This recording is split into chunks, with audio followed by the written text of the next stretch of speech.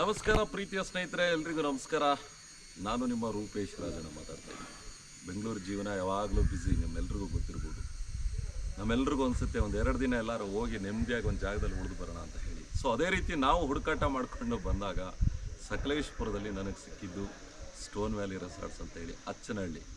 ನಿಜಕ್ಕೂ ಒಳಗಡೆ ಬರಬೇಕಾದ್ರೆ ನಾನೇನೋ ಅಂದ್ಕೊಂಡು ಬಂದೆ, ಆದರೆ ಎಷ್ಟು ಅದ್ಭುತವಾಗಿದೆ ಅಂತಂದರೆ 2 ದಿನ ಕಳೆದಿದ್ದು ನಮಗೆ ಗೊತ್ತೇ ಆಗಲಿಲ್ಲ. ಸೀರಿಯಸ್ಲಿ ನಮ್ಗೆ ಹೋಗೋಕ್ಕೆ ಮನಸ್ಸಾಗ್ತಾ ಇಲ್ಲ. ಇಲ್ಲಿ ಇನ್ನೊಂದು 2-3 ದಿನ ಇಲ್ಲೇ ಇರೋಣ ಅನ್ನಿಸ್ತಾ ಇದೆ. ರೋಪ್ ಆ್ಯಕ್ಟಿವಿಟೀಸು ಎಷ್ಟು ಚೆನ್ನಾಗಿದೆ, ಜೊತೆಗೆ ಬಂದು ಕೃತಕವಾದಂಥ ಅವರೇ ಆದಂಥ ಒಂದು ಕೆರೆ ನಿರ್ಮಾಣ ಮಾಡಿ, ತೆಪ್ಪ, ಜೊತೆಗೆ ಬಂದು ಸ್ವಿಮ್ಮಿಂಗ್ ಪೂಲು, ರೂಮ್ಗಳಂತೂ 5 ಸ್ಟಾರ್ ಹೋಟೆಲ್ ರೂಮ್ಗಳಿಲ್ವ ಆ ರೀತಿ ರೂಮ್ ವ್ಯವಸ್ಥೆ ಎಷ್ಟು ಚೆನ್ನಾಗಿದೆ ಅಂತಂದರೆ, ಬಾತ್ರೂಮ್ ಆಗಿರ್ಬೋದು, ಇನ್ನೊಂದು ನೀಟ್ ಇತ್ತು. ಜೊತೆಗೆ ಬಂದು ಜೀಪು ಸಹ ಇದೆ, ಟ್ರೆಕ್ಕಿಂಗ್ ಕರ್ಕೊಂಡು ಹೋಗ್ತಾರೆ ಮೇಲ್ಗಡೆ.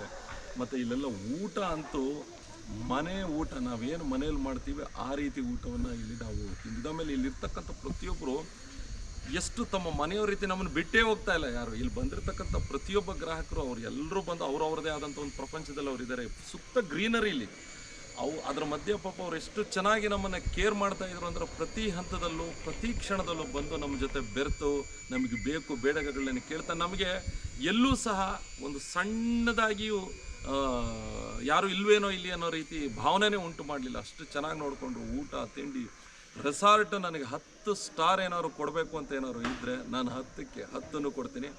ಯಾರಾದರೂ ಸಕಲೇಶಪುರದಲ್ಲಿ ಬಂದು ಒಂದು ಒಳ್ಳೆ ರೆಸಾರ್ಟ್ ಹೇಳಿ ರೂಪೇಶ್ ಸರ್ ಅಂತ ನನ್ನನ್ನು ನೀವು ಕೇಳೋದಾದರೆ, ನಾನು ಸಜೆಸ್ಟ್ ಮಾಡೋದು ಸ್ಟೋನ್ ವ್ಯಾಲಿ ಅಂತ ಹೇಳಿ.